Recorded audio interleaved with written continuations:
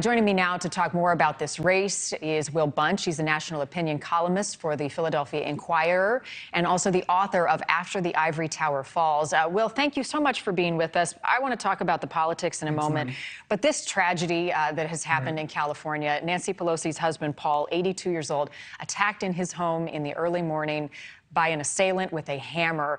The political climate, I know, is divisive right now. It has been violent. We don't know the motive for this attack, but the level of concern from you with this type of attack and violence as we head into the midterms.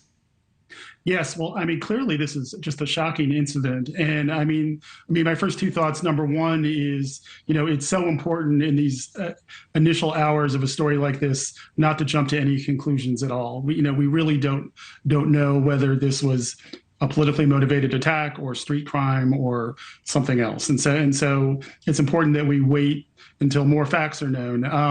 And I think we can all agree that the political rhetoric this year has been overheated, and whether or not that proved to be a factor in this attack, I think all of us would like to see any encouragement of violence, should be condemned, eliminated, whether or not it contributed to this attack or not.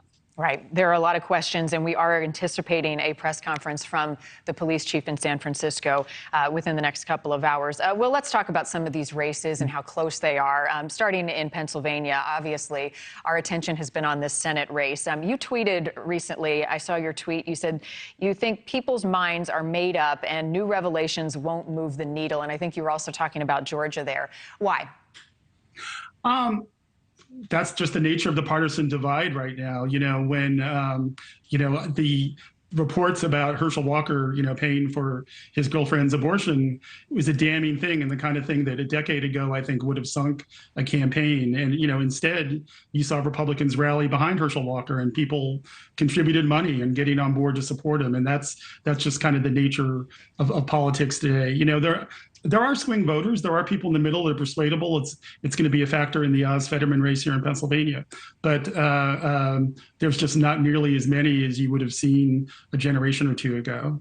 So that being said, if people have made their decision, do visits from a president, from a former president, make any difference at this point?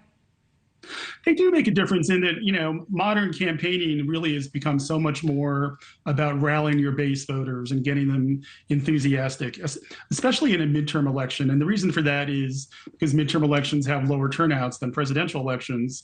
And so often what really the determining factor is who shows up, who's the most energized. And so I don't think President Biden coming to Pennsylvania is going to change one voter's mind, but it may get some, young people who are casual voters more excited about the stakes of this race. And so it probably helps on some level. And that's why both candidates, both campaigns are doing it, why Biden's doing it, and why Donald Trump is doing it for the Republicans. Yeah, and I think we have to pay attention to the fact that people are energized, they are excited, and those are good things. We want an engaged electorate, people showing up to the polls.